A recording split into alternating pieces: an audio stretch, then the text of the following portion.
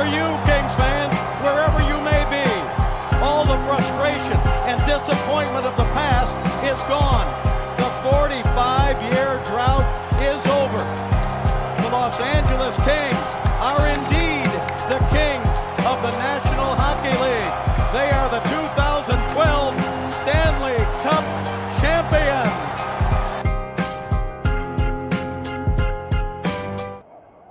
What's going on, guys? Welcome to another post-game live here on Dime Dropper for the 2024 NBA playoffs. Before we get started, you already know the drill. Make sure you subscribe on YouTube at Dime Dropper and hit the notification bell so you know every single time we post a video. That's that bell right there by the subscribe button.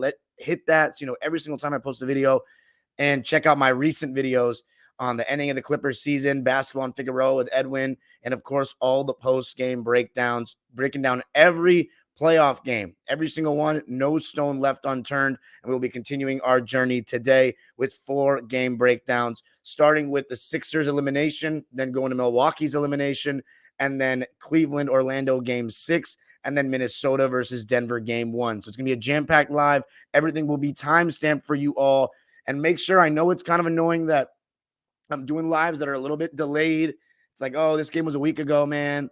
But my goal is to get every single game talked about. So if you guys support me, you guys want to just hear me talk about basketball, it's perfect for you. We should be live soon in terms of back on track. And then I'll be live right after the games at night. So we'll probably be better views, but keep on supporting. You got me 300 plus views on the last one and like 800 almost on the Minnesota Phoenix one. So let's keep on going now. So we're going to be talking about New York, Philly first. By the way, remember to follow me on social media, Twitter, Instagram, TikTok at Dime Dropper Pod. And this episode is also available on audio for any of you guys that want to listen only on audio. All right, Knicks, Sixers, by far the best first-round series. It wasn't even close. Every single game was a banger. And to start this game, you know, obviously I'm looking at this from a Sixers perspective. You got to keep the season alive. You found a way to get it back to Philly for game 6. You got to force a game 7. I had Knicks in 7 before the series. That's what I wanted to see. Isaiah Hartenstein guarding Embiid to start the game like we've seen throughout the series.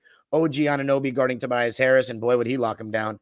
DiVincenzo on Maxey. So not Josh Hart starting on Maxey this game. They went with DiVincenzo.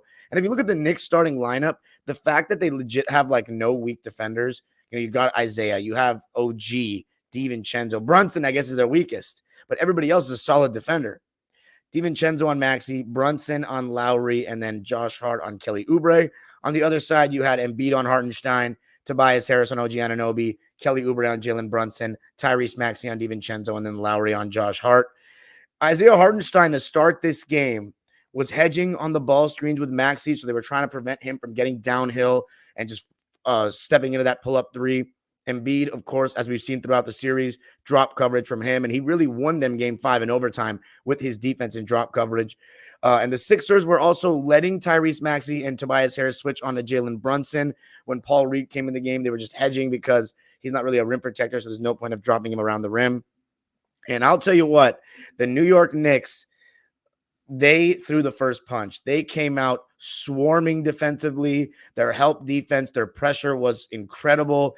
Josh Hart, DiVincenzo, Isaiah Hartenstein, OG, they were everywhere. And DiVincenzo hit 2 threes early on in the game, and the Knicks went up 17-4 early, and I was surprised at how long it took them to call timeout.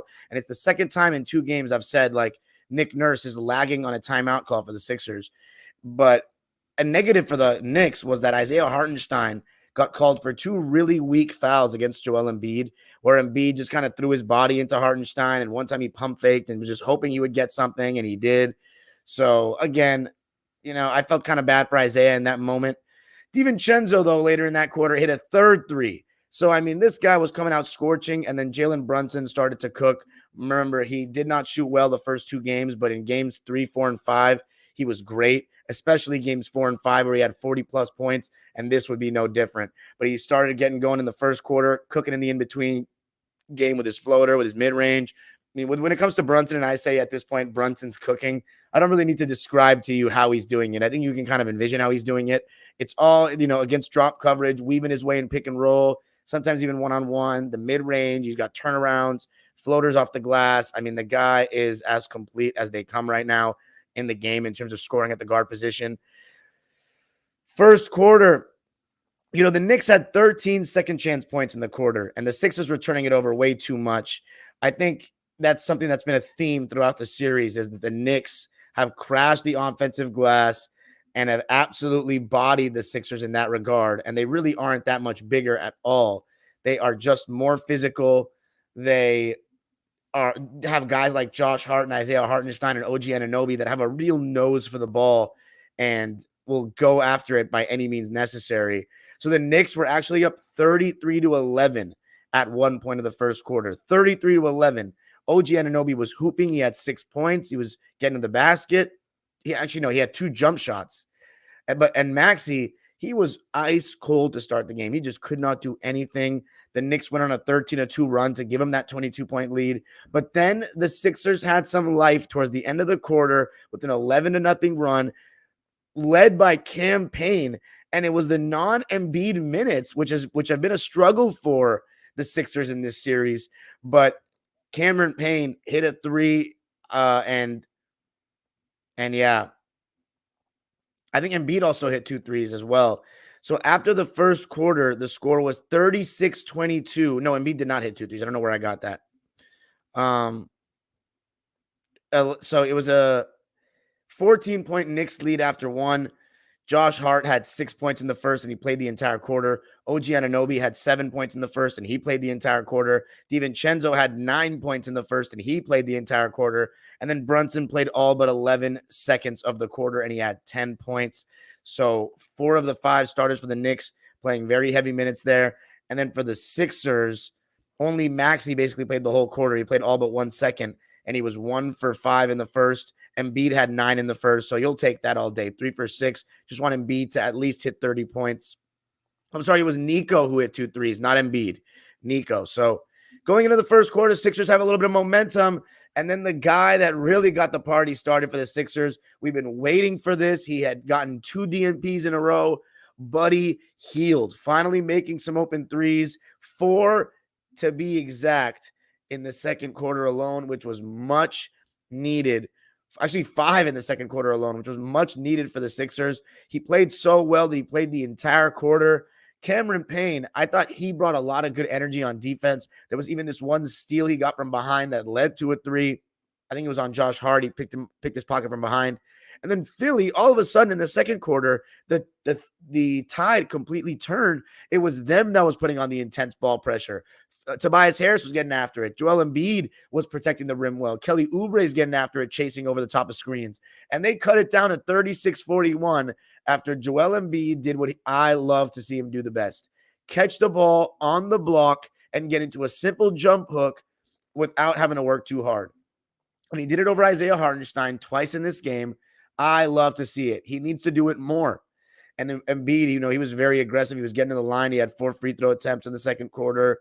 But Isaiah Hartenstein, speaking of the devil, he was actually playing a great game as well. A lot of his little floaters, layups, offensive rebounds. And one thing I've noticed about Isaiah Hartenstein, and it's going to be interesting to keep an eye on this in the second series against Indiana, is whenever he's guarded or being picked up by a guy that's not the opposing team's center, he will get the offensive rebound. He every single time he is not guarded or picked up by an opposing team center, he will get the offensive rebound. It's quite remarkable, and it's not something I'm surprised by.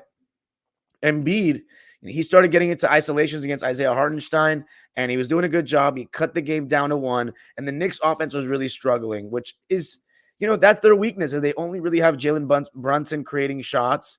The Sixers defense is pretty good, and that's going to happen when they clamp up like that. And after Kelly Oubre made a 3, the Sixers actually led by 3, and the crowd was chanting Buddy Hield's name. And yeah, there was nothing coming easy for the Knicks in that second quarter. Nothing. They shot 25% in the quarter and 1 for 8 from 3. OG Anunoby and Josh Hart combined for 0 points on 0 for 6 shooting. And Jalen Brunson had just 6 points in the quarter. They only scored 15 in the quarter, New York. Philadelphia outscored them 32-15, so they really bounced back. Buddy Hield had 17 of those 32 points. And then Joel Embiid had 8 points. So again, Embiid with 17 points at halftime. He is doing his part. But Tyrese Maxey, 0 for 1 in the second quarter, 0 points. So at halftime, what a game this was. The score was 54-51 Philly. Brunson had 16 points. Isaiah Hartenstein had 10. DiVincenzo had 12. So 3 guys in double figures for the Knicks. For the Sixers, 17 for Embiid, but only 2 for Maxey. And here's the thing. Batum at 10, Hield at 17. It's great that you're getting contributions off the bench finally, but when you have a 2-star team, you need to have your 2 stars play great. And if one doesn't play great, you better hope that your supporting cast should be very good because you don't have money. You're not paying for a 3rd star, should be picking up the slack. And I don't know if they necessarily were for the Sixers here. I mean, they were winning by 3. At this point, it's just you need Tyrese Maxey to get going. Because when you have a big 3, okay, one of the stars doesn't play well. You have the other 2, and you got to hope that the supporting cast picks up the slack. But usually you don't have a very good supporting cast. When you have a 2-star team, you usually have a good supporting cast. And at this point in time, they were coming through, except for Tobias Harris, of course. Sorry, guys. Anyway. So then the second half, right? Embiid and Brunson were kind of exchanging buckets to begin the 3rd quarter. The Sixers came out solid out the gate, but it was kind of the Brunson and Embiid show. As I said, the Sixers needed Maxey to get going, and then finally he hit a 3, and the Sixers went up by 10. It was starting to feel good. Embiid had a jump hook after a block on the block, and I was watching the Knicks broadcast for a sec, and Clyde Frazier was saying, "You got to double him. We got to double him." And the fact that Embiid was catching the ball so deep that Clyde Frazier was saying, "Oh, we got to double." That is something that I love to see from Embiid. So again, so far so good. Outside of the fact that sometimes he's still catching the ball too high for me and making things too difficult, making it so much easier for the defense to help and load up and kind of cut off passing angles and recover, as opposed to catching it down on the block where, yes, it might be easier to double team you, but the rotations are going to be longer. So I'm always pro posting up as deep as you can, which also makes it harder to, do the little hokey pokey 1 foot in, 1 foot out with the 3-second violation defensively. So Joel Embiid, I liked his aggression in that 3rd quarter. Brunson had a very good 3rd quarter, weaving his way, getting to the mid-range, getting to the basket. And then OG Anunoby had a huge 3 to tie the game at the end of the quarter. So the 3rd quarter, from my memory, I watched the game yesterday, it felt fairly even. Let me see what it came out as. 32-29 Knicks. So we were tied up going into the 4th quarter. Embiid had 16 in the 3rd. So this guy, he had 33 points going into the 4th quarter. Tyrese Maxey, just 3 points, 1 for 4. So he was struggling immensely. And, we hadn't seen a game where he struggled like this yet. Of course, game 4 was the one game I thought the only game out of 5 that he didn't play well enough. And they lost that game as a result. This game, he's not giving it up at this moment in time. And then as far as the Knicks in that 3rd quarter, Brunson had 11. 4 of those came at the line, played the entire quarter. So did DiVincenzo, who had 5 points in the quarter. Josh Hart also played the whole quarter and had 7. And then OG Anunoby played the whole quarter and had 5. So 4 of those starters, obviously Mitchell Robinson and Isaiah Hartenstein alternating a bit. But yeah, the Knicks shot 58% in the 3rd and 50 from 3. And then here we go. The 4th and final quarter. If you're looking at it from a Sixers perspective, tied up going into the 4th, your stars got to take you home. Your stars got to take you home. And you heard that in commentary. You needed that. You absolutely needed that. So 4th quarter begins. OG Anunoby hits another 3 on a 2nd straight offensive rebound by Josh Hart. And that has, again, just been a theme throughout the series. Josh Hart getting rebounds on the offensive glass and making them pay. And then OG Anunoby got a beautiful block. His help defense blocks are amazing for a wing. And then he attacked a closeout on the other end. And it legitimately felt like every time after game 3, OG Anunoby attacked a closeout, he would score. Like almost every single time. I mean, it's really impressive what he's been able to do. His jump shot has also looked good. He's had moments where he's gone one-on-one. He's looked solid. And then his defense is incredible. So now you're starting to see OG Anunoby on the big stage with a big role doing his thing. After he scored that layup, it was 92-88. Philly calls for time, and then immediately they responded with a little Nico action, an assist to Buddy Hield in the corner, and then a putback dunk to make it 93-92. Shortly after, Embiid hit another jump hook over Isaiah Hartenstein to tie the game at 95, and then a timeout was taken by the Knicks with about 6.5 minutes left to get Jalen Brunson back in the game, and you have to say the 76ers did take advantage of the non-Brunson minutes. It was a tie game when Brunson checked back in. So again, I'm looking at it like, who is going to be the star that takes this team or this series to game 7 or potentially to win the series for New York? And it was that guy again, Jalen Brunson. Joel Embiid, wow, it's tough to say this because he had such a good game statistically, and in the series he averaged 30 and 10. But it's been like 3 series, the one against the Hawks, the one against the Celtics last year, and then this year, where you just see that like Joel Embiid, he's always going up against a better closer than him. Always. And Jalen Brunson in this game, like he hit 2 threes right away, right when he came back in. And then he got, I'm pretty sure, an and one. It was a 9-2 run. And then OG Anunoby, I don't remember who got the offensive rebound, but OG Anunoby had a dunk, a filthy dunk that felt like it was the end of the series. Like it legitimately felt like that was the end of the series right there with OG Anunoby getting that dunk. But the Sixers, they still had something left. Kelly Oubre had 5 of a 7.70 run, and they made an adjustment by putting Embiid on Josh Hart to keep Isaiah Hartenstein out of the action, meaning that they don't want him setting the screen. So as I said, Brunson had an and one, then Maxey had an and one, and somehow the game was tied. And then who would be the hero for the Knicks? Josh Hart. For whatever reason, they tried really hard to get the ball out of Brunson's hands. I mean, not whatever reason. He was hot. And then Josh Hart made a 3. Just like in game 1, the big shots by this guy, one after the other. I don't even know what to say. And then Buddy Hield had a chance to tie the game with a couple seconds left and missed. And that was that. The Philadelphia 76ers eliminated by the New York Knicks 4-2. I had the series going 7.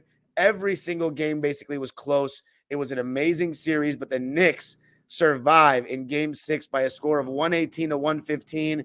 As far as the fourth quarter, it was 35-32 in favor of the Knicks.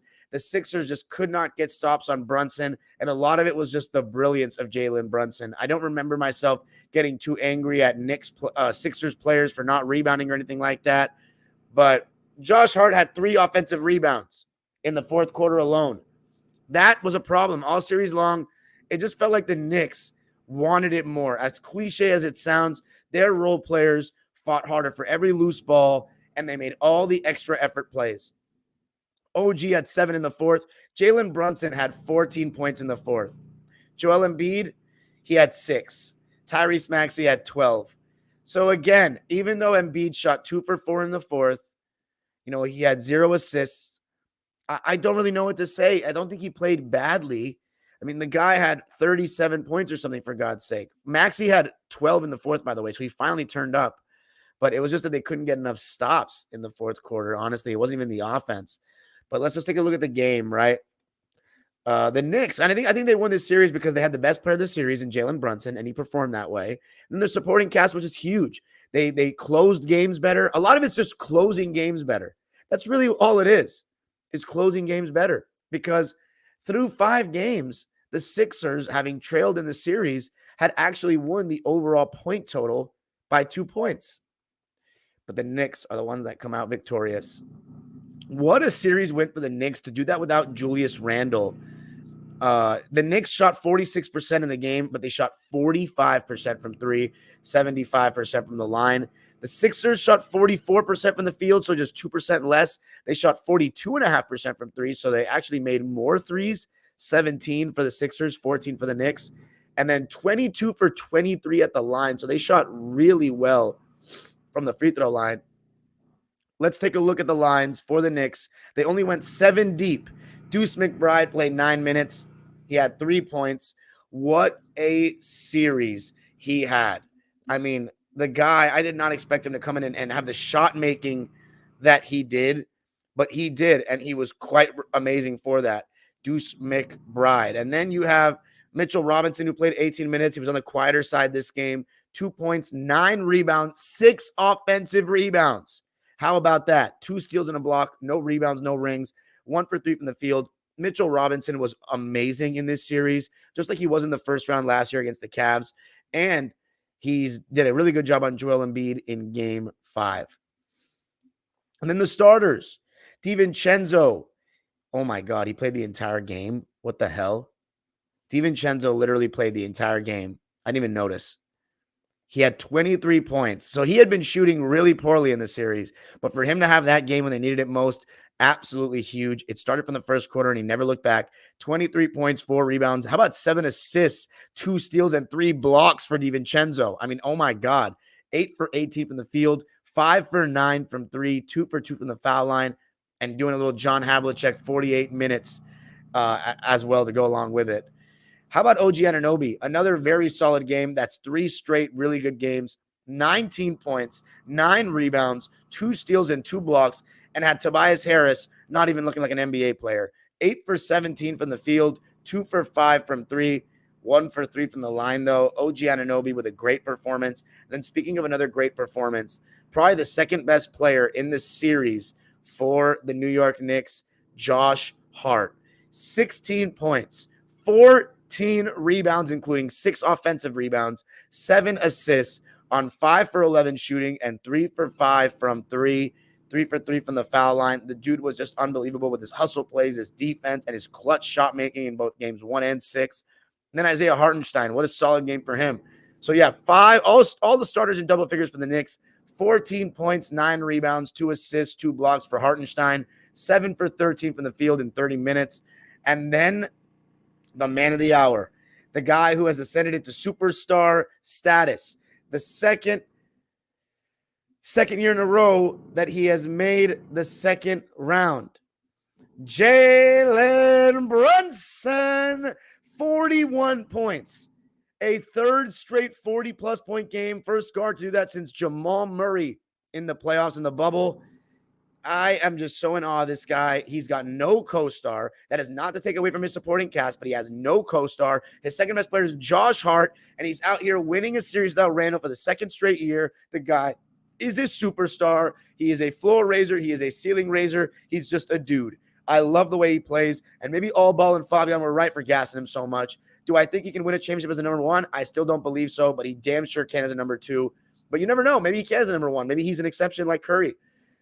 41 points, 3 boards, 12 assists on 13 for 27 shooting and 3 for 8 from 3, 12 for 16 from the line. That's the one thing about Brunson that I'm so impressed with. His stamina is so great. He still has the energy late in games to keep attacking, and I love that.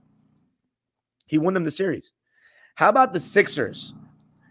Played an 8-man rotation, actually a 9-man rotation. Campaign, actually, no, Paul Reed played the least, 7.5 minutes, a donut, 0 for 1, and 4 rebounds. I don't really have much to say about Paul Reed. He's not going to play much because Joel Embiid gets so many minutes. And then you have Campaign, 15.5 minutes. I thought he was just 2-3 happy. Just 2-3 happy in this game. But again, if you look at the grand scheme of things in the series, I don't think you can look at Campaign and say he didn't do enough and stuff like that. 6 points. Did he get outplayed by Deuce McBride? Sure. I think Deuce McBride is just better because he's a great two-way player. 6 points, 2 rebounds, 3 assists, 1 steal. Should I say just a good defender? 2 for 8 from the field, 2 for 6 from 3 for Campaign. So kind of a rough shooting game. And then Nico Batum, he had a really good game. Can't blame him. 16 points, 7 boards, 2 assists, a block, and a turnover on 5 for 7 shooting, 3 for 5 from 3. Buddy Hield, what a game he had. Can't blame him at all. 20 points, 4 rebounds on 6 for 10 shooting and 6 for 9 from 3. Then the starters, Kyle Lowry played just 13 minutes and he had a donut. I think one of the things you got to look at if you're a Sixers fan, Kyle Lowry cannot be starting in 2025. Like he just can't. They should have had Lowry coming off the bench. At this stage, he's not a starter in the NBA anymore on a good team. And for him to have a donut in the big game, that was not good enough. So I think Kyle Lowry should come off the bench. It was just unfortunate that DeAnthony Melton got hurt. I think he would have been a much better option at that role. So remember, the Sixers did get 2 injuries to 2 guys that were going to be in the rotation throughout the season, DeAnthony Melton and Rocco. As far as Tobias Harris, oh boy, 29 minutes, 0 points, 4 rebounds, 3 assists on 0 for 2 shooting. Let me repeat that. 0 points. Tobias Harris, this guy, I said it for 4 years. that he needs to be a third option on a championship team. I thought fourth option was too little for him. I think he needed to stay aggressive, stay in rhythm. Well, man, did those comments age badly. 2021 and this year, he had every opportunity to be a clear-cut third option and step up to the table, and he did not. He didn't ask for the ball. I know he has OG Anunoby on him, and that's the least favorable matchup. But if the Sixers wanted to get Tobias going, you got to look to get him a switch and get someone else on him. And they didn't do any of that. And I do blame the coaching staff a bit, but I also blame Tobias Harris. You got to go out and get it. And the fact that you're getting all that money and you had 0 points after coming off an amazing game 5 where you helped win him the game and you do that, I mean, that's disgraceful to me. That's really disgraceful. Tobias Harris needs to go. There's no excuse for him. He was absolute dog shit in this series, averaging 9 points. 9 points. You're getting paid like 50 M's, dude. He's got to go. He's the biggest reason they lost in terms of who didn't hold their weight. He did not. He needs to go. No excuses. But I'm not going to sit here and say Tobias cost them the series single-handedly. No way. He's not a star. But he's getting paid like one. So he should be blamed a lot. Okay, hold on 1 second, guys. Let me just go blow my nose real quick because it's getting annoying. But I'm going to be back in like 30 seconds. Don't leave.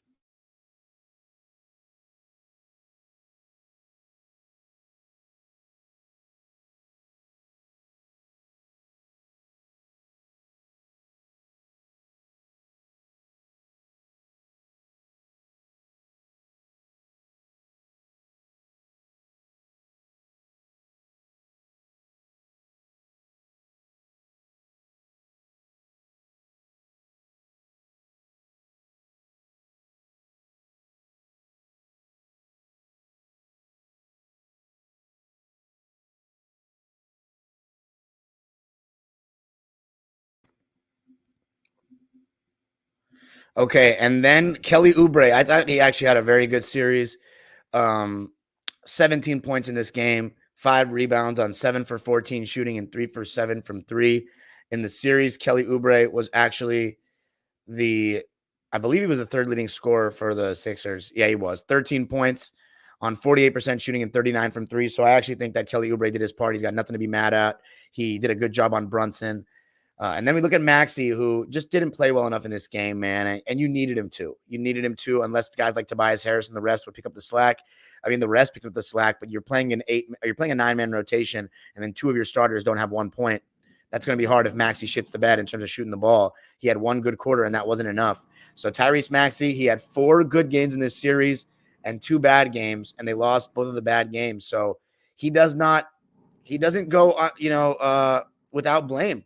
I'm looking at his series, and he definitely increased his average. I mean, he averaged 30 points, 5 rebounds, and 7 assists in the series. But one thing I want to tell everybody is that series stats can sometimes be a little bit, shaky, because you could have a 50-point game and it completely skews all the averages. So it's really about, how many games did you play well in and how many games did you not?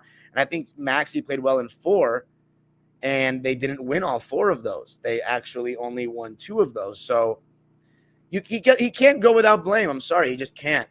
He can't go without blame. He needed to play better in that game 6. And then in game 4, it was a must-win game, and they needed to win. He did get fouled at the end of game 2. That was a foul. He didn't get the call. You got to win game 4.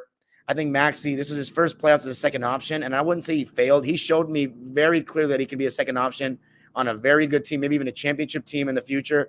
But he's going to, it's trials and tribulations for Maxey.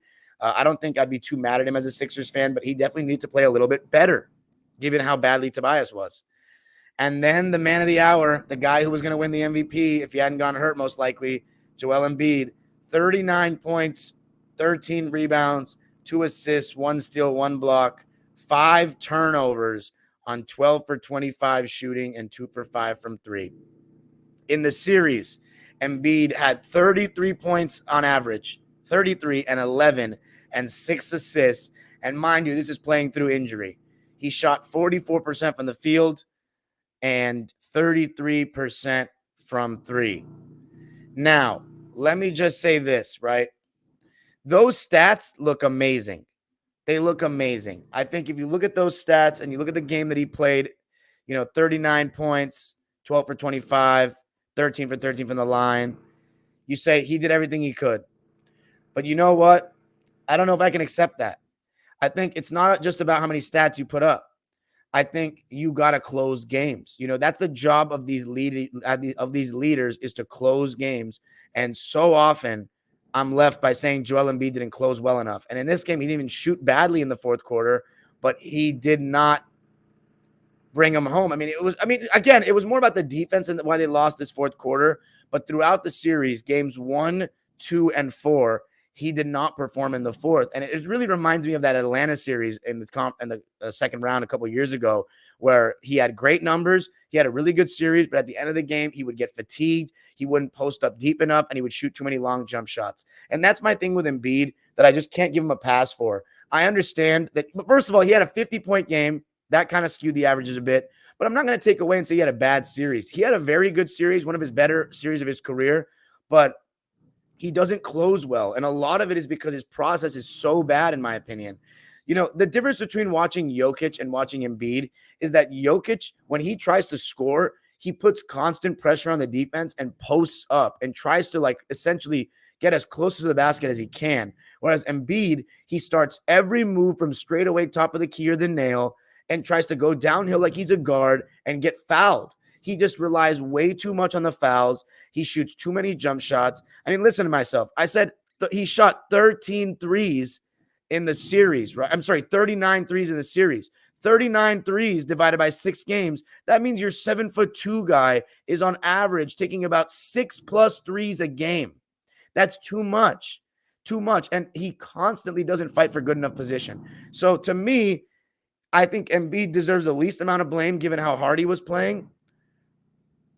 But he wasn't playing. It's not good enough, man. It's just not good enough. And I get he was injured, but this is the whole problem with Embiid. You all say he's injured and he's not 100%. So then how do we judge him in the playoffs? Is he not getting good enough shots because he's too injured to fight for good post position? Or is he just lazy and showing low IQ? I don't know. It's like Embiid always gets to have a pass because of his injuries. So here's the thing about Embiid and what I'll say. I think he fell short. I think a lot of it was the injury, derailing the Sixers. But they had 2 stars, so the Knicks won. And they lost in large part because Brunson was the best player in the series. He performed better at the end of every game. And the Sixers just didn't do the little things to finish off games. Every game was close, and they lost damn near every single one because they didn't rebound. They couldn't get huge stops when it counted. And honestly, unless Maxey, besides game 3, it was almost like Maxey had to close out these games, and they just didn't come through. And then Tobias Harris was just non-existent. So that's why they lost the series. Couldn't close, couldn't make the big rebound and finish off possessions in the big way. And Tobias Harris was ass. And Embiid. So let me just say this, right? I got to also take a step back and look at history. Joel Embiid, he's a center. When you look at the great centers to ever play this game, Bill Russell, Wilt Chamberlain, Shaq, they had a closer for them. They weren't necessarily the guys you fed to close games because you got to be given the ball as a big man. A guard can come down and just get shots. And definitely, Bill Russell had Sam Jones. Shaq had Kobe. Kareem is in a little bit of an exception because he had a sky hook and he had a jump shot. So, I remember watching games in the 1980 conference finals, and Kareem would get the ball late and ISO and hit an elbow jump shot. But that's exactly why Kareem Abdul-Jabbar is held in such high regard. He's got such unique talents. Embiid has a jumper as well. Jokic, he also can close games because he can score from everywhere, but Murray is their closer. So maybe as we look forward in the coming years, we look at Tyrese Maxey as the real closer for the Sixers and not expect that of Embiid. And he's the guy that's the best player that's going to get you there, kind of like how Middleton did for Giannis, and then, he finishes it off. But remember, the Bucks also had Drew Holiday.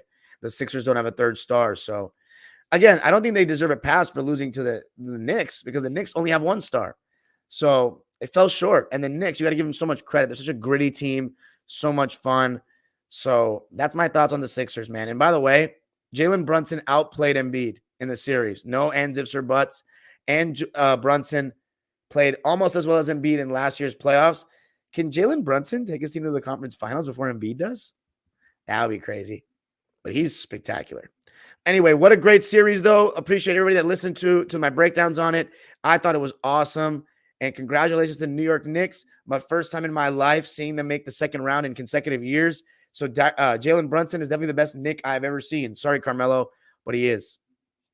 Now to the Milwaukee Bucks and the Indiana Pacers. So we all knew, by the way, Damian Lillard actually came back in this game. So I really admire him for giving it his all and trying to give it a go. The matchups were the same. Miles Turner on Brook Lopez, Aaron Nesmith on Chris Middleton, Andrew Nembhard on Dame, Tyrese Halliburton on Patrick Beverley, and then Siakam on Portis. Then the other side, same thing. Middleton guarding Nesmith, Dame guarding Nembhard, Pat Bev on Halliburton, Lopez on Turner, and then Portis on Siakam. Turner and Lopez were both in drop to start the game. Andrew Nembhard, man, he was all over Damian Lillard to start this game. All over him, smothering him. And, you know, Dame, though, he didn't skip a beat. He came out and had 5 quick points on 2 jump shots. Patrick Beverley was aggressive on defense. Bobby Portis was crashing the glass. But Halliburton, he got off to a good start. 10 points on 2 threes and a nice floater. Obi Toppin also came in and had an insane impact yet again. He's been amazing in this series. Just all over the place. Running the floor on the fast break. Offensive rebounds. Hitting threes. You know, had a lefty pass across the court that was insane. And then speaking of bench players for the Pacers, TJ McConnell, he came in and just lit the game up. He had a bucket in transition. He had a steal on the inbounds. He loves those steals on the inbounds. Sneaky little guy. Gets the steal and had an assist. The Pacers went on a 24-9 run to end the quarter, and it was sparked by their bench. At the end of the first quarter, the Pacers led by a score of, let's see. Sorry, I'm pulling it up right now. Led by a score of 24-33. So they were up by 9 after 1. Halliburton had 10 points. Dame, though, had 7 points. So the Bucks, it was going to be a tough game for the Bucks to stay in it. And one thing I thought that the Pacers were doing that was impressive was they were picking up the Bucks full court. TJ McConnell, Aaron Nesmith, even Halliburton. They were putting pressure on the Bucks to try to wear them out. They went on a 9-2 run in a stretch that Dame was kind of trying to foul bait.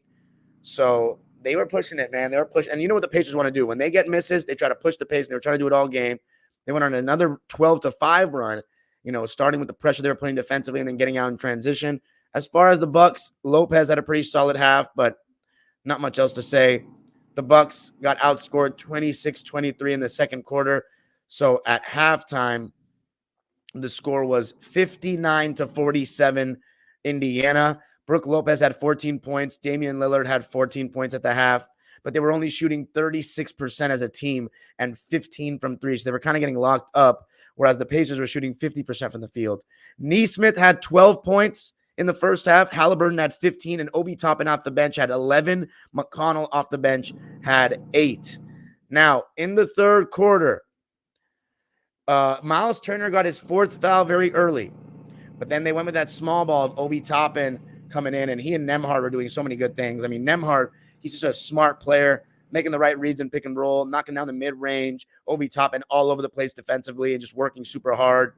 And then we had a little scuffle between Bobby Portis, James Johnson, and some fans. Bobby Portis has obviously been at the thick of all the little scuffles in this series. Gotta love Bobby, huh?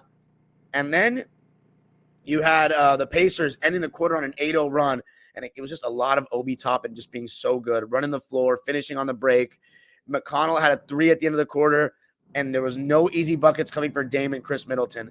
I thought that Nembhard did a great job. I thought Turner did a good job, and Nesmith all series long, despite the fact that Middleton got some bucks extremely tough. In the third quarter, the Pacers outscored the Bucks 34-31 to go into the fourth quarter with a 15-point lead. Obi Toppin had 10 points in the third, and the Bucks had nobody over 7 points in the third. And then in the fourth quarter, McConnell had a steal and a 3 to start. He had an amazing turnaround over Bobby Portis, and then Ben Shepherd hit a 3 that forced the Bucks to call timeout, and they were down by 20. And, you know, there was a little bit of a push from Damian Lillard trying to do whatever he could, but they just could not get enough stops. They played a zone for a second, a 2-3 zone with Bobby Portis at the 5, and I was just like, what? Like, and it was such a bad zone. They were allowing penetration from the top, And then when you allow penetration in the zone and you don't have a real rim protector down there, I don't understand. So in addition to all that, Tyrese Halliburton got to sit 7 minutes of the fourth due to TJ McConnell playing so well. And, the Bucks, it was too much to overcome without Giannis, man. I mean, they were 1-2 without him. No, I'm sorry, they played the whole series without him, but they were 1-1 without Dame and couldn't get it done. And Aaron Nesmith, TJ McConnell, and Obi Toppin, they all had their playoff career highs. And then Glen pulled the plug with like 5 minutes left in the game, which I thought was insane. You got to let the players just finish it out and let your stars end the game on the court. But then you have Patrick Beverley's little episode at the end of the game where he was throwing the ball at fans. I mean, look, I'm a big Pat Bev defender. He obviously did a lot for my franchise, but that was completely out of bounds. And then the way he treated that reporter after the game, it was just a sore loser stuff. So, Bev, you got to be better than that, man. You got to be much better. His apology was really fucking weak.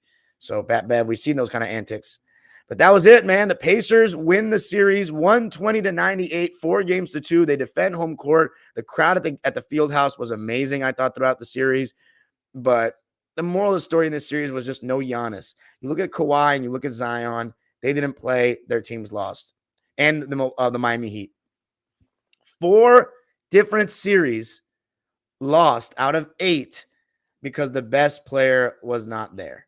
No Kawhi, no Jimmy, no Zion, and no Giannis.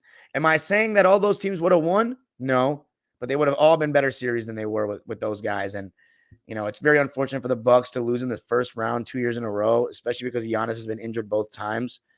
Just very unfortunate. There's nothing you can say, but you got to run it back, maybe get a little bit more athletic, and maybe get another wing defender because I think they really lack that. But the one thing that you can say about the series that's really a bright spot is that Dame and Middleton played really well. So let's look at the lines of this for this game. Andre Jackson played 5 minutes, 1 for 1, 2 points. AJ Green, 5 minutes, a donut. I don't think a guy like AJ Green and Andre Jackson, as good as they were in spurts, I don't think they were good enough to get rotation minutes on a championship team just yet. Pat Connaughton, 16 minutes, 1 for 4, 3 points. And Malik Beasley, 2 points on 1 for 5 shooting and 0 for 2 from 3. So coming off what it was an amazing game 5 for him, didn't do anything. And then Gallinari played just 3 minutes and 45 seconds and had a donut. So if you combine the bench points for the Bucks, they had just 7 bench points, 9 if you combine garbage time. TJ McConnell had more than that by himself. So the bench, again, it's depleted because they don't have Giannis. Anyway, starters all played 30 or more minutes. Brook Lopez played 31, and he was pretty great. I thought throughout the series he was good. 20 points and 5 boards for Brook on 7 for 12 shooting, 0 for 2 from 3, 6 for 9 from the foul line. Patrick Beverley, he had a really good game 5, not a very good game 6. 6 points, 2 rebounds, 5 assists on 3 for 11 shooting, 0 for 3 from deep, so just didn't come through. I think Patrick Beverley is a good bench player at this stage of his career. I think that's what they got to look to make him next year. Bobby Portis, very solid series. I mean, he had such a good series. Every game he had a double-double except for the one he got ejected. 20 points and 15 rebounds for Bobby on 8 for 17 shooting, 1 for 1 from 3, but 3 for 7 from the foul line is not good enough. I'm impressed with Bobby. I think that he's definitely a guy you keep around. I know there was some talks in the season of maybe we should get rid of him, but you should keep Bobby. Chris Middleton, not his best game of the series in this one. 14 points, 8 boards, 3 assists, 2 steals, 3 turnovers, though. By the way, I think Embiid had 5 turnovers in that game 6. So, again, you can't turn the ball over that much. And a lot of it's just because he catches the ball too high, tries to foul bait. But Middleton, 6 for 15 from the field, 1 for 4 from 3. Not the best shooting game for him. And they needed at least 20 points from him to win. And what's funny is they got 3 20-plus point games. Bobby, Lopez, and Dame. It still wasn't enough. Dame, 28 points, 4 assists, 3 turnovers on 7 for 16 shooting, 4 for 12 from 3, and 10 for 10 from the line. It is really sad because Dame had such a up and down season, and we wanted to see him be a second option for once, and we didn't. We still got to see him be a first option. So definitely gives Dame another chance to come back next year and get it right with Giannis. As far as the Pacers, their bench was just phenomenal. Isaiah Jackson played 10 minutes. He had 4 points and 4 rebounds on 1 for 1 shooting. Ben Shepherd played 19 minutes, had 3 points and 4 rebounds. That 3 was the one I talked about, the force of timeout. TJ McConnell, what an insane game for him. 20 points. 20 points off the bench, 2 rebounds, 9 assists, and 4 steals. on 7 for 9 shooting, 2 for 2 from 3, and 4 for 4 from the line in 23 minutes. I mean, I have nothing to say except for wow. Great series for TJ. And then Obi Toppin, amazing series for him. And now he gets to play his former team in the second round. It'll be amazing to watch that. 21 points. And by the way, I haven't watched any of those games. 21 points, 8 rebounds, 2 assists, and a block for Obi. He was getting his name chanted by the crowd. He's clearly won them over very quickly. 8 for 15 from the field, but 3 for 10 from 3. So he was 5 for 5 from the line. From 2. So amazing series for Obi. And the starters, Aaron Nesmith, I said playoff career high. He was amazing. And the way he defended Middleton all series, he's going to have his hands full of Brunson next round. He and Nembhard. 15 points for Nesmith, 3 rebounds, 1 assist on 5 for 10 shooting and 3 for 7 from 3. So excellent performance, excellent series overall. Nembhard, talk about excellent series. 14 points, 5 rebounds, 4 assists, 2 steals and a block on 6 for 9 shooting and 1 for 3 from deep in 37 minutes. Just an awesome series. His first playoff series, made all the right plays, played good defense. He's just a winning player, as most Gonzaga guys are. And then you had Miles Turner. It was actually a weaker game for him after having 3 insane games in a row. 5 points, 5 rebounds, because he was in foul trouble with 4 fouls, 1 for 6 from the field and 0 for 3 from deep in 23 and a half minutes. But he had a really good series overall. And I'm pretty sure this is the first time that Miles Turner is going to have tasted the second round. I think he's never been to the second round, so this will be really interesting for him. And then Pascal Siakam, a little bit more of a life in this game from him. 19 points, 7 boards, 4 assists, 1 steal on 9 for 15 shooting and 1 for 3 from deep. I said the second they got Siakam, it was the difference between not being able to get out of the first round and then winning a series. They have won a series, but of course, extremely favorable circumstances. So I hate that. I hate seeing, it's crazy. The Clippers never win a series because we're playing against a better team, but we get lucky because one of their best players gets hurt. It never happens. It's always the other way around. Always we're the ones that get hurt.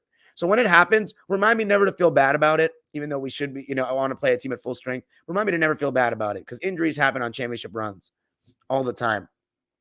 They've happened in finals. You got to beat who's in front of you.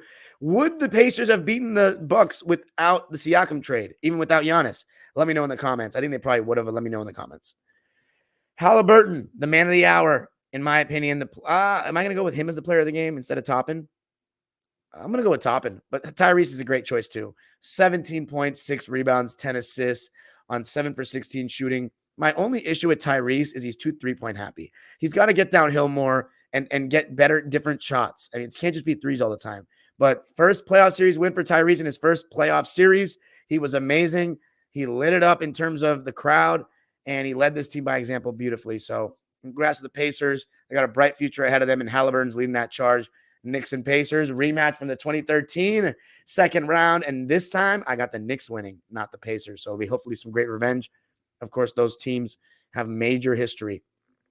Now let's talk about Game 6 of Cleveland Cavaliers and the Orlando Magic. So this has been a total tale of 2 locations. When the game is in Orlando, Franz Wagner plays amazing, and they start making all their threes. This was an interesting game, the second straight great game of this series. 4 blowouts to begin it, but these last 2 games have been a doozy. However, Gary Harris was out with a hamstring strain, and then there's still no Jarrett Allen. So Evan Mobley starting at the 5, guarding Wendell Carter, Darius Garland guarding Jalen Suggs, Donovan Mitchell starting on Jonathan Isaac, who started in place of Gary Harris, and then Max Strus on Franz Wagner. Marcus Morris Sr. was starting in place of Okoro this game. I can't believe it's 2024 and we got senior starting playoff games on Paolo Banchero. So I was watching the game with my friend and I was saying, look, they better just go at senior with Paolo over and over. Carter was guarding Mobley, Franz on Strus, Isaac on Donovan Mitchell, Suggs on Garland, and then Paolo on senior. And I just thought one thing that was interesting early was that, of course, Mobley was in drop, Wendell Carter was in drop, Paolo was in drop, and the Cavs did not let Garland or Mitchell switch on a Paolo. So again, one thing I love about these 2 teams is that they don't just switch willy-nilly. They don't let, certain players be guarded by weak players. Early on, it was Franz Wagner and Jalen Suggs going off, but Darius Garland, I will say for the Cavs, he was looking good getting to the basket. So it was kind of like the Darius Garland and Donovan Mitchell show throughout the game, really. But first quarter, Donovan had 10 and Garland had 6. So they combined for 16 of the 25 points from the Cavs.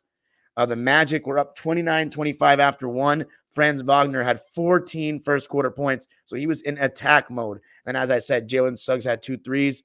Paolo and Suggs played the entire first quarter. Paolo started off a little bit cold, though, 2 for 6. And then nobody played the entire first quarter on the Cavs side of things. I was looking at this game more from a Magic fan's perspective because they were under elimination. By the way, George Niang got some minutes again in this game. He did not play in game 5. But as far as the Orlando things, Jalen Suggs was hitting some threes for the Magic. And then Mitchell and Garland were just carrying, really good in pick and roll, getting downhill, hitting some floaters, hitting some in-between shots, and, of course, some threes. Donovan Mitchell had 9 points in the second. Darius Garland had 9 points in the second. They were both 4 for 6 in the quarter. And the second quarter, both teams broke even at 24. Nobody had over 7 points for the Magic in the second. Jalen Suggs did have 7. So at halftime, it was a very even game, very defensive-minded. It was 49-53 Magic at the half. Jonathan Isaac had 0 points at halftime. The Magic had 3 guys in double figures, Franz Wagner with 18, Jalen Suggs with 13, and Paolo Banchero with 10. The Cavs, only 2 guys in double figures, and that was Garland and Mitchell with 19 and 14 points, respectively. Third quarter, the Magic were taking a lot of threes and missing a lot of threes. I think for a team that is not a good three-point shooting team, I think they fall in love with it sometimes. Donovan Mitchell had a big-time third quarter, 13 points, constantly getting downhill. That little pickup move he does where he lifts the ball with his right hand and then goes into a floater is quite spectacular. You know how good he is with the Euro step. And when he's in attack mode, not settling, the guy is a demon. And he was doing that. He talked about after game 4 that he wasn't aggressive enough. He turned up in game 5, even though he didn't have a great game. This was a much better game. He was 6 for 8 in the third quarter. And then Darius Garland had 7 points in the third, too. So another quarter where those two scored the majority of the points. 29-20 in favor of the Cavs in the third quarter. So when Max Strus made a 3, it was 62-55 Cavs. The Magic had gone cold. A 17-2 run led by the Cavs. But the Magic wouldn't go away. An 8-0 response, and it was led by Paolo Banchero and Jalen Suggs hitting a 3 each. And actually, no, I think Suggs hit multiple threes, and their 9-point lead was cut down to 1. And then Darius Garland and Donovan Mitchell, they really was just hooping. So at the end of 3 quarters, the Orlando Magic were down by 5. So that made the fourth quarter amazing to watch. The Magic were trying to get Darius Garland to switch on a Franz, and they wouldn't get that. Garland was just hedging. Cole Anthony doing the same thing on the other side on Mitchell. But the Cavs were letting Okoro switch onto Paolo. And, there's not much I can say. It was a trading baskets game. It was tied at 84 with 5.5 minutes left. And then Jalen Suggs hit a 3. Donovan Mitchell answered back with a 3. And then Paolo took over the game. 3-ball and 1, a 14-5 run by the Magic. Paolo closed the game well. Cole Anthony had some huge moments. And again, one thing that's been consistent with Cole Anthony, he's been non-existent in the Cavs home games, but he's been great in the Magic home games. And Wendell Carter and Jalen Suggs on both ends of the floor. I think defensively, Carter and drop coverage was so solid. And then Suggs just doing some great things defensively as well. And because of the way Paolo Banchero closed the game, the Magic win it 103-96 to force the best 2 words in team sports. Game 7. It's going to be amazing. I predicted Cavs in 7, and it's looking like that's what it's going to be. It was.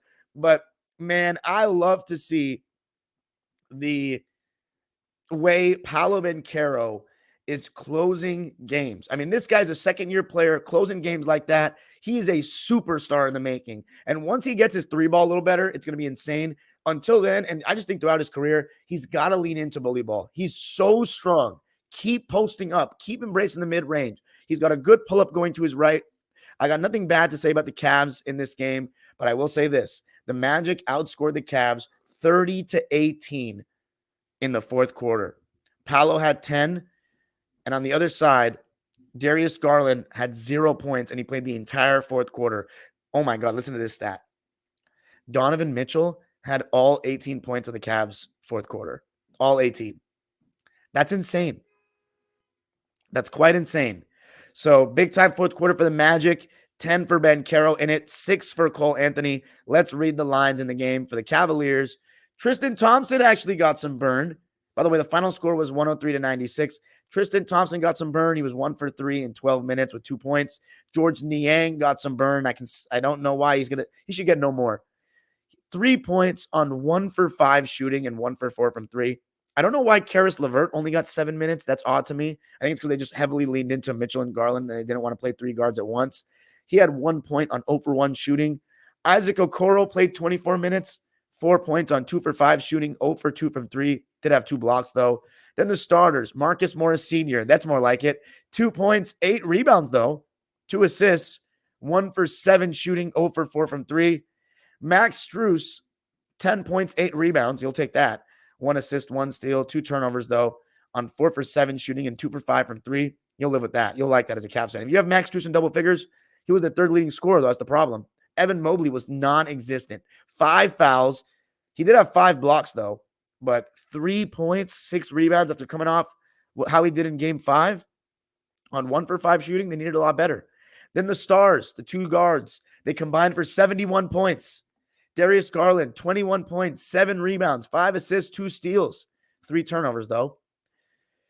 10 for 17 from the field, 1 for 4 from 3. I think Garland played well, but again, 4th quarter, 0 points. That's not good enough. Donovan Mitchell, talk about emptying the clip. Oh my fucking God. I didn't even notice this. 50 points. 50. Man, 22 for 36 shooting. 36 shots. Wow. That's some Kobe shit.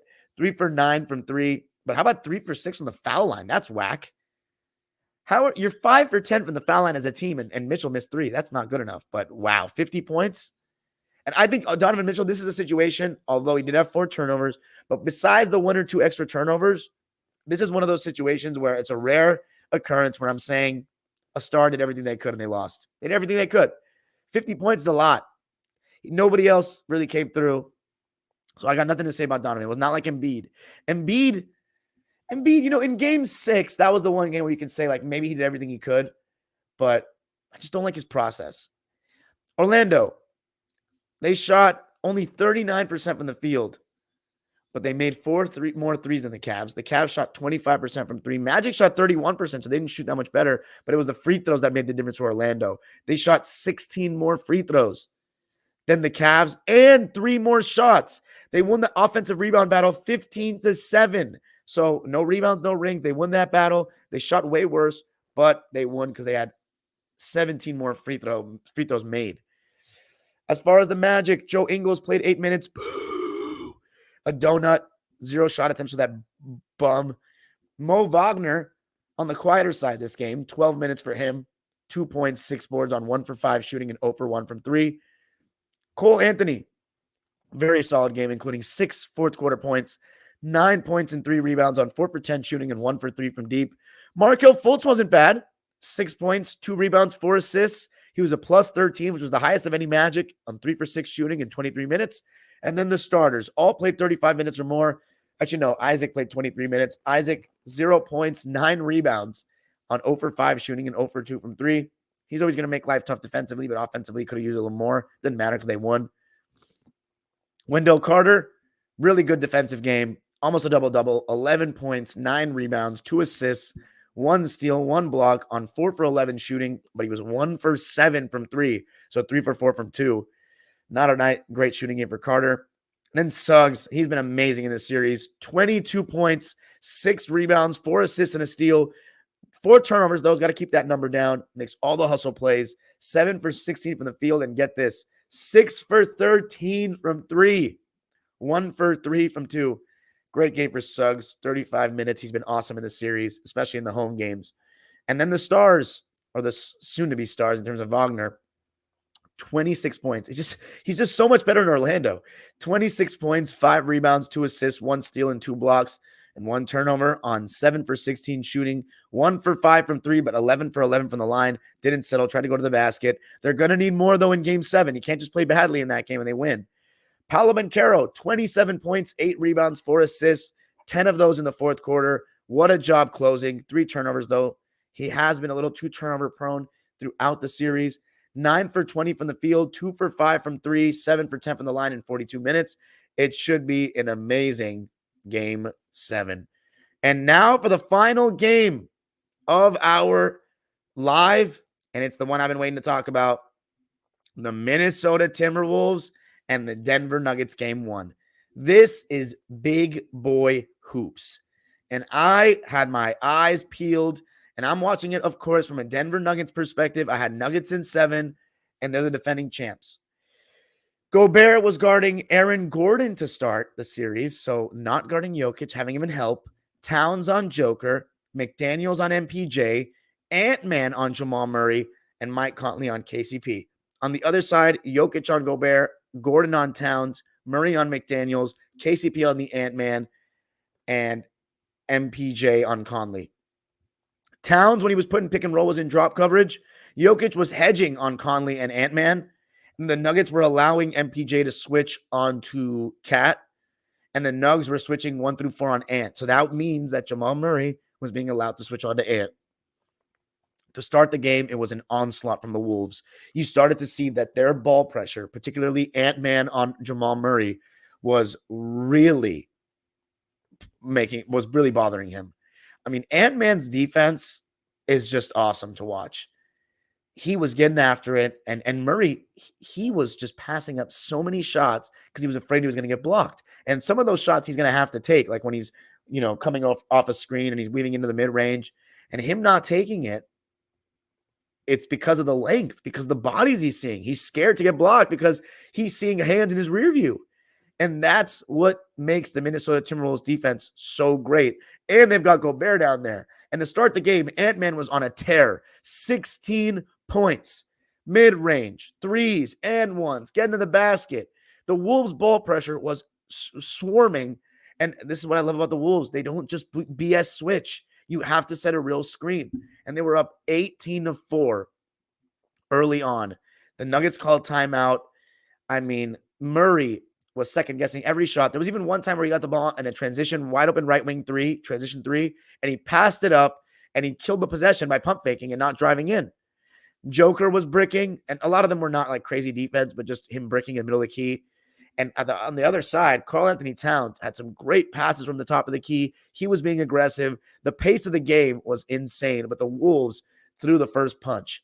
Now, you would have never thought that the guy that would come into the game and give the Nuggets a little bit of stability was Reggie Jackson. He came in, he got a steal and threw a lob. He led a 13-0 run.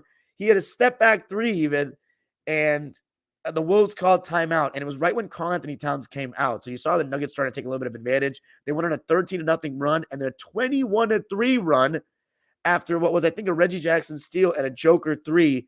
Great defense on both sides, though, in this game, I must say. You have Aaron Gordon out there. You have KCP out there guarding Ant-Man. He's not going to get anything easy there. So just such great defense on both sides to start this game. But amazing to see Reggie Jackson come in and start lighting it up. First quarter, it was 25-23 Nuggets after one. So after all that, the Nuggets led after one. Michael Porter had 9 points in the first. I think he was saving them with his movement shooting and a very solid defense. Jokic had 9 points too in the first quarter, but he was 2 for 7. So they were making life tough. And then Murray 0 for 3.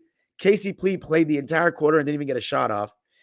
Ant-Man played the entire quarter, had 16 points. And then nobody else played the entire quarter for the Wolves. Second quarter, this game was so good, by the way. Second quarter, MPJ, I thought his defense was really good. Off the ball, was getting steals, staying strong. They were trying to attack MPJ in the pick and roll guarding Ant, and he stood his ground. And then Jokic started to cook, started to get the ball in the post. I don't remember if he had too many shots in terms of like picking and rolling, but he was starting to get his buckets. He was starting to find open guys. But so was Ant. I mean, Ant was still cooking. He was relentless, continuing to get to the basket, continuing to hit shots. And Naz Reid came in and he was in drop coverage and was also cold. But one thing I noticed is that Jokic, he can get whatever he wants one-on-one against anyone in the league. Gobert, he was turning over him like he was nobody. But the thing is, they were mostly using Gobert and help. The thing that was really tough for the Nuggets was that Murray in the first half, he just couldn't hit a shot. 0 points in the first half. His first scoreless half of his playoff career. And then Ant-Man had 25 points in the first half, 9 in the second quarter. Jokic had 6 points and 3 assists in the second quarter. But let's see. The second quarter was a 19-17 win for the Nuggets. So look how low scoring it was. And I don't think it was bad offense more than it was great defense. I truly do. 44-40 Nuggets at halftime.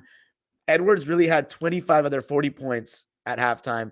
And then MPJ had 13 and Jokic had 15. The rest of the team only had 16 points. Murray was 0 for 5. Now, in the third quarter, Karl Anthony Towns came out and scored the first 7 Wolves points. He was super aggressive, attacking closeouts, knocking down his 3-ball. And I will say, Karl Anthony Towns does have the Joel Embiid thing where he too many times he tries to, start his move from the top of the key. But just the pressure is just different. I think we've accepted who Towns is at this point. He might be a second best player on a championship team at the ceiling. Embiid, his expectation is to be the best player on a championship team. And the Sixers should keep trying and keep trying to improve that supporting cast, because there's been too many injuries for us to clearly say, like, if Embiid can and can't be a number one on a championship team. And let's say he can't, he's worth trying with because he's got the potential. Third quarter, here's what sucked for the Nuggets. Mike Conley woke up. Jamal Murray may have woken up. He had a 3 finally, and it was like to beat the shot clock fall away from the right wing. He had 7 points in the third, but Mike Conley had 11 points in the third. And the one thing that you could really see stood out to me was that the Wolves have a great bench and the Nuggets have no bench. And this is where the loss of Bruce Brown may come back to bite them, because now you're starting to see they just don't have much talent off the bench. You need Murray. It's like the Sixers, but with a worse supporting cast and a better duo. You need Murray to be great. I mean, they do have a much better third option in Aaron Gordon and MPJ than Tobias and Kelly Oubre, but you need Murray to be great against this Wolves team. Because the Wolves have basically 3 stars. They have Ant-Man. If Cat's playing like this, he's absolutely a star. And then Gobert's impact is still that of a star on the defensive end. So in the third quarter, the score was 33-27 in favor of the Wolves. Cat had 11 points on 5 for 5 in the third quarter. And then Conley had 11 points on 4 for 4 in the third quarter. So Ant-Man, he played the whole quarter. He only had 6 points. He was chilling.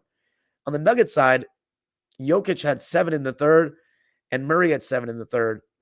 But yeah, they went into the fourth quarter trailing by 2. At this point, though, here's the crazy part. At this point, I'm watching the game and I'm like, okay, 2-point game going into the fourth. Murray and Jokic are just going to close this out. It's no big deal. They have him right where they want him. But that wouldn't be the case. And it started with when Karl Anthony Towns, he got his 5th foul on a Jamal Murray 4-point play. And then you saw the Naz Reid takeover. 10 straight points. It started with a bank 3, and then he had a filthy putback dunk, and then he hit another 3 and scored again. It was a 14-7 run, but Joker had an and one that caused the timeout. However, that run by Naz Reid, it really put the Wolves in a driver's seat, because mind you, like, the Nuggets are not getting anything easy in any way. And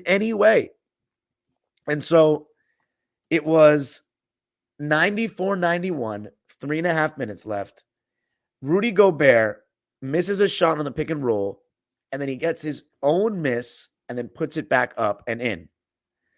On the other side, and this was the play that kind of killed the game to me, Jokic got the ball in the short roll, and he thought that his floater was going to get blocked or contested by Gobert, so he lobbed it up to Gordon, and then Gobert deflected it. You never see Jokic making the wrong reads, ever. And you know what that tells you? The Minnesota defense is making him think. It's amazing to see it. Gobert then gets the interception. Ant-Man gets fouled. And then Gobert, after Jokic misses a 3 on the other end, has a bank shot from the free throw line that looked super random. And that was it. It was capped off by Ant-Man's turnaround over the right shoulder. And to me, the reason why they won this game, their defense is better. Ant outplayed Joker. And the Wolves supporting cast is just better. Again, for the Nuggets without Bruce Brown now, they need Murray and Jokic to be amazing. It's not just great. They need him to be amazing, and they weren't in this game. Then Wolves take game 1, 106-99 behind their amazing defense.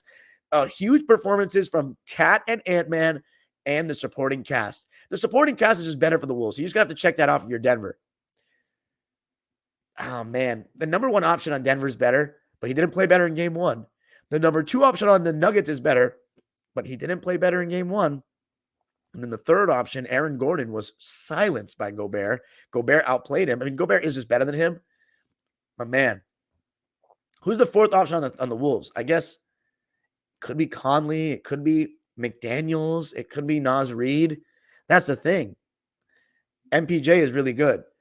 But yeah, you're going to need them. You need Jokic and Murray to be two of the top 3 players in the series to win. Then you need everybody else to play very well. Let's read the lines. The Wolves win game 1, 106-99, and steal home court advantage, making game 2 a must-win for the Nuggets. I can't wait to watch that because, like, how did that happen? But the Wolves defense, again, this is the best defensive team since the Grit and Grind Grizzlies. Like, no doubt about it. They might even be better than them. But they are, because as good as Marcus Gasol was, Gobert's a better rim protector, but I will say Gasol is a better post defender. I'm going to take the Wolves. I think they're, Tony Allen was so good. That it's the best defensive team since them. Them and the Chicago Bulls back in the day, in the early 2010s, and the 08 Celtics. The best defensive team since then. They're better than the Celtics were 2 years ago. This team is a different level. They have a much better rim protection. But yeah, the fourth quarter score was 33-28 in favor of the Wolves. Ant-Man had 12 points in the fourth. I mean, the way he's closed games has been remarkable this playoffs. And then Naz Reid had 14 in the fourth. I mean, that's going to do it. 26 in the fourth for Reid and Ant, and then 20 in the fourth for Jokic and Murray. You lose by 7. Let's read the lines. First for the Wolves, who played a 9-man rotation. Monty Morris played just 3 minutes. He had 5 points. Kyle Anderson played 12 minutes. He was just 1 for 1 with 2 points. But the main guys, I mean, 2 of the best reserves in the league, Nickeil Alexander-Walker and Naz Reid. Nickeil Alexander-Walker's stat line doesn't do him any justice. 5 points and 3 turnovers on 2 for 6 shooting and 1 for 5 from 3. But this guy's defense is just so good. And you can't talk about the Wolves' defense without him. Naz Reid, what a performance, especially in that fourth quarter. He really won him the game. And then the Nuggets just don't have anyone like that. He's the 6th man of the year for a reason. 16 points, 4 boards, 3 assists, 1 steal. Did turn the ball over 3 times. So got to limit that. He doesn't handle the ball enough for that. 7 for 11 from the field and 2 for 4 from 3 in 23 minutes. Just an amazing performance by him. And then Mike Conley turned up at the right time. 14 points, 4 rebounds, 10 assists. Mike Conley's been in the second round several times, but he's only gone to the conference finals once. That was in 2013, and he wants to do it again, and he's got a good chance. A double-double for Conley, 5 for 8 from the field and 3 for 4 from 3. Totally turned up in the second half. Great game for him. And then McDaniels actually, like, this is why guys like this win chips. 0 points, 8 rebounds, 0 for 7, still a plus 14. You know why? Because he guards. You know, for the Nuggets, if you're Jamal Murray and you're going from Ant-Man to Nickeil to McDaniels, it's hell. And this is what makes Minnesota's defense so good, is that you are only, if you're Jamal, the Wolves, you're only making Jamal Murray beat good defenders. You're not switching on weak guys onto him and saying like, oh, you can abuse this. No, you have to beat our good defenders, or you have to just put the other guys in the pick and roll and play 4 out of 3. So, and the Nuggets didn't do that. And then they got to adjust. They can't switch Murray onto Ant-Man. They have to do the same thing. Only guard Ant-Man with elite defenders. So only Gordon, MPJ's not elite, but he can do his best. MPJ, Aaron Gordon, Justin Holiday, Christian Brown. That's about, and KCP. That's it. Everybody else should not guard him. And then you have Gobert. Quieter game, but he really took Aaron Gordon out of things and help. It was kind of like making Jokic score one-on-one over the top. And by the way, Naz Reid's defense on Jokic on some possessions was really good. Because you know what bothers Jokic is having like a guy that will get underneath him and stuff. 12 points for Gobert, 6 points for Gobert, 13 rebounds, 3 assists, 1 steal, 3 blocks, and so many shots he altered. That steal was that deflection that ended the game, really. 3 for 6 from the field. He's having the best postseason of his career, and these perimeter defenders on the Wolves are really helping him do that. But then also some of the shots he's been making have been impressive. And then Towns. He's been awesome in these first 5 games of the playoffs. If he plays like this, he's fulfilling his potential. 20 points, 4 rebounds, 3 assists, just 1 turnover, 8 for 13 from the field. And how about this? Not 2-3 happy. 2 for 4 from 3, 6 for 9 from 2. You love to see it for the Cat. He outplayed Murray. And then the Ant-Man, the best player in game 1. And if that continues, Jesus Christ. I mean, this feels like Dwayne Wade right now, but I'm not going to say that until they win this series. 43 points. 06 Wade. 43 points, 7 rebounds, 3 assists, 1 steal, 2 blocks. The way he was, and only 1 turnover on 17 for 29 shooting. I love the aggression. 29 shots. 17 for 29, only 7 threes. We talked about it throughout the season. What's Ant-Man's one flaw? Settling too much. 22 twos. And he made 14 of them. 3 for 7 from 3, 6 for 6 on the line in 42 minutes. This guy is just beyond description right now. I mean, both ends of the floor. All hail the new king in town. And he wears my favorite number. Actually, no, he doesn't anymore. He wears 5 now. And now to end it off, let's talk about the Nuggets. By the way, the Wolves shot 52% from the field in the game. Nuggets 47%. Wolves 41% from 3. Nuggets 42% from 3. The Nuggets shot 8 more free throws, though. 8 more and made 7 of them. But the Wolves shot better. And will they shoot 50-40 in game 2? We'll see. Nuggets, Peyton Watson played 5.5 minutes, and they look like a disaster, to be honest. 0 points, 4 rebounds. Airballed is only 3, 0 for 2. I mean, he might not just be ready for this. Reggie Jackson, 14 minutes. Actually had a good run. 5 points, 3 rebounds, 2 for 3 from the field. Really his only good run besides one game of the Lakers series. He was a plus 15, which was the highest of any. Actually, no, it wasn't the highest of any Nugget. Justin Holiday was the highest of any Nugget. 3 points, 5 rebounds, 1 for 3 from the field. All of those shots were threes. He was a plus 19, which was the highest of any Nugget, but doesn't really tell much of a story. Christian Brown actually played pretty well in this game. Finally got a 3 to fall. So they're going to need him to make shots. He was much better last year. Having a little sophomore slump. 7 points for Brown, 2 rebounds on 3 for 5 shooting, and 1 for 1 from 3 in 19 minutes. The bench for the Nuggets had a combined 15 points. Naz Reid had 16 points in the game. So they need better from the bench, and they just don't have a better bench.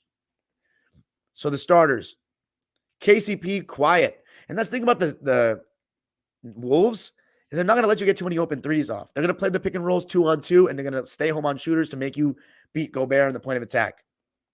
Gobert and the point of attack.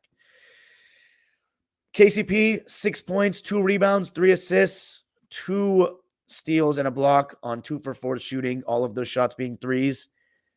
I think he was okay. Not much to say about him. His shots need to be coming from other guys, so can't say much about him. Aaron Gordon, 9 points, 3 rebounds, 6 assists, 2 steals, and a turnover on 4 for 6 shooting, 0 for 1 from 3, 1 for 3 from the foul line. He was quiet, and he was nullified by Gobert being in help. But you're going to need to find a way to get Gordon more involved on defense. I don't know how. MPJ, he had a solid game. I don't think he deserves any blame. 20 points, 6 rebounds, 1 assist, 3 steals, and a block on 6 for 13 shooting, 4 for 7 from 3, 4 for 6 in the foul line, though. You need to make your free throws. And then the stars, Jamal Murray, not good enough. 17 points, 4 assists, 6 for 14 shooting, and 2 for 4 from 3. You can't have a 0-point half. You have to be better. And Jamal Murray, quite frankly, has not played that great in the playoffs through 5 games, but he's made 2-game winners, so we forget about it. He's got to be better. To win this series, he's going to have to be better. It's not Austin Reeves anymore. You got McDaniels and Nikhil Alexander-Walker and Ant-Man on you. And then Jokic, he does not get a pass. 32 points, 8 rebounds, 9 assists, 3 steals, 7 turnovers. 7 turnovers, 11 for 25 shooting, 2 for 9 from 3, 8 for 8 from the line in 41 minutes. So look, Jokic still played pretty well. I'll never blame him the way I do Embiid because at least Jokic tries to get better shots. But 9 threes is too many. I know you want to keep the defense honest and pick and pop and go Bears down there. When you're missing after your 2 for 7, you should be done shooting threes. But only 44% for Jokic and 7 turnovers. It's not good enough. Ant-Man was better. They all need to be better. Outside of MPJ and KCP and Reggie and Brown, the other guys need to be better or they got no chance. So we'll see. It'll be interesting to watch it. But thank you guys so much for joining me. I got to go to work now. Thank you so much for listening. Comment on the video. Comment what you thought. We maxed out at about 30 people in here at this point. Again, considering I'm talking about games that happened nearly a week ago, and it's not LA, and it's not prime time after the games, I'm impressed with the attendance. So keep watching my videos. All my playoff post games of every game up to this point are there and time-stamped. And you check out my latest episode of Basketball and Figueroa, talking all things Clippers, Lakers, and LA Sparks. The Sparks season is coming up, and I'm going to be doing content on that. Let me know what you think. Do you want me to do content on that? Should I do Sparks vlogs? Let me know. And then, of course, also check out my end of the season videos with the Clippers. All summer long will be history content, by the way. We have a lot of basketball to be played still, so enjoy it. Peace out, and everybody have a great weekend. Let's see if I'll be live on Friday night. Maybe. I might be live on Friday night. We'll see. Latest, Saturday night. All right? Peace, and have a good one.